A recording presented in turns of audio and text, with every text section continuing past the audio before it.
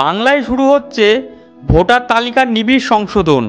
অর্থাৎ নির্বাচন কমিশনের নির্দেশে আগামী আগস্ট মাস থেকেই রাজ্য জুড়ে বিএলওদের মাধ্যমে এই প্রক্রিয়া শুরু হতে চলেছে। আর এই সংশোধনের বড়সড় প্রভাব পড়তে পারে বহু ভোটারের ওপর, বিশেষ করে যাদের এখনও পর্যন্ত ডকুমেন্ট ঠিক নেই।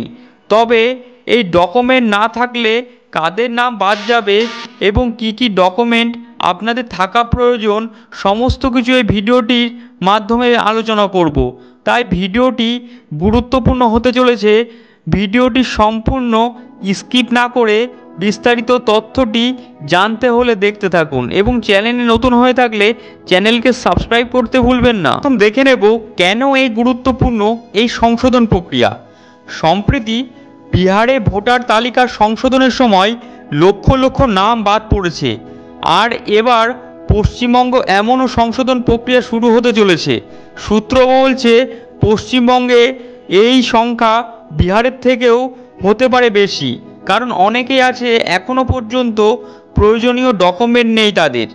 আর অনেকে বহুত বছর ধরে ঠিকানা পরিবর্তন করেছে, যা পরিবার সূত্রে নাম ঢুকিয়েছে, কিন্তু যথাযথ প্রমাণ নেই তাদের কাছে। সেই জন্য এই ভেরিফিকেশনটি গুরুত্বপূর্ণ। আমরা দেখে নেব ভোটার তালিকায় নাম রাখতে কোন কোন প্রয়োজনীয় ডকুমেন্ট আপনাদের লাগবে।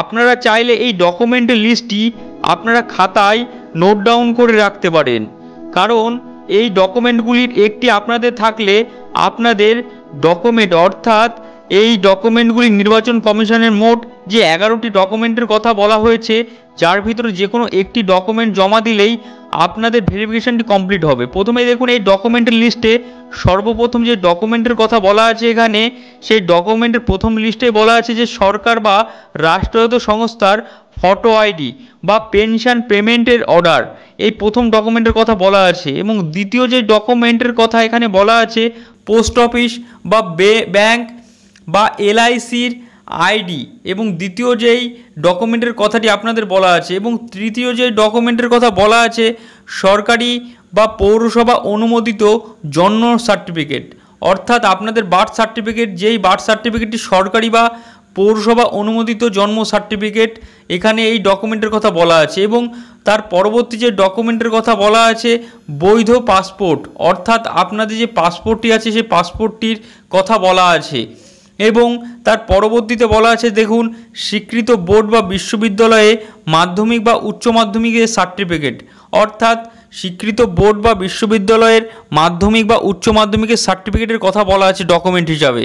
এবং তার পরবর্তী যে ডকুমেন্টের কথা বলা আছে এনআরসি সংক্রান্ত বৈধ যে নথিটা আছে সেই নথিটি আপনাদের কাছে থাকলেও হবে। তার পরবর্তী যে ডকুমেন্টের কথা বলা আছে এখানে জাতিগত শংসাপত্র, অর্থাৎ আপনাদের যে সমস্ত কাস্ট সার্টিফিকেট আছে সেইগুলো থাকলেও আপনাদের জাতিগত যে শংসাপত্র কথা বলা আছে সেটি থাকলেও হবে। এবং তার পরবর্তী যে ডকুমেন্টের কথা আছে সরকার অনুমোদিত স্থায়ী ঠিকানার প্রমাণপত্র, অর্থাৎ বাসিন্দা যে সার্টিফিকেটটি সেটি। এর পরবর্তী ডকুমেন্ট হলো জমি বা বাড়ির দলিল, অর্থাৎ জমি বা বাড়ি দলিলের প্রমাণপত্র এখানে থাকলেও হবে। এবং পরে সব থেকে লাস্টের যেই ডকুমেন্ট, অর্থাৎ 11টি ডকুমেন্টের ভিতরে যে এই লাস্ট ডকুমেন্টের কথা বলা আছে পারিবারিক রেজিস্টার, এই ডকুমেন্টগুলি আপনাদেরকে থাকতে হবে, অর্থাৎ এই ডকুমেন্টের ভিতরে যে কোনো একটি ডকুমেন্ট থাকলে হবে। তার পরবর্তীতে বলা আছে দেখুন জন্ম তারিখ অনুযায়ী নথিপত্র প্রয়োজনীয়তা, অর্থাৎ এই যেই ডকুমেন্ট ভেরিফিকেশানের যে জন্ম তারিখ অনুযায়ী নথি যে প্রয়োজনীয়তা, সেই প্রয়োজনীয়তা আমরা দেখে নেব। এবং এই প্রয়োজনীয়তার পরবর্তীতে এবং আমরা সবথেকে ইম্পর্টেন্ট যে বিষয়টি, এই যে কোন বিষয়টি, অর্থাৎ আপনাদের ডকুমেন্ট থেকে যে সমস্ত কারণের জন্য আপনাদের নামটি বাদ যেতে পারে, এর পরবর্তীতে আমরা দেখে নেব। প্রথমেই দেখুন এখানে বলা আছে যে জন্ম তারিখ অনুযায়ী নথির প্রয়োজনীয়তা। এই নথির প্রয়োজনীয়তা হচ্ছে নির্বাচন কমিশন এবার জন্ম সালের ভিত্তিতে 3টি ভাগে ডকুমেন্ট নির্ধারণ করেছে। প্রথমত যদি 1 জুলাই 1987 আগে জন্ম হয় তাহলে কেবল একটি নথি জমা দিলে হবে, আর 2002 সালের ভোটার তালিকায় নাম থাকলেও চলবে। এবং দ্বিতীয়ত যদি 1 জুলাই অর্থাৎ 1987 থেকে 1 জানুয়ারি 2002 এর মধ্যে জন্ম হয় তাহলে নিজের অর্থাৎ নিজের জন্য একটি নথি বা বাবা মায়ের জন্য আরেকটি নথি জমা দিতে হবে।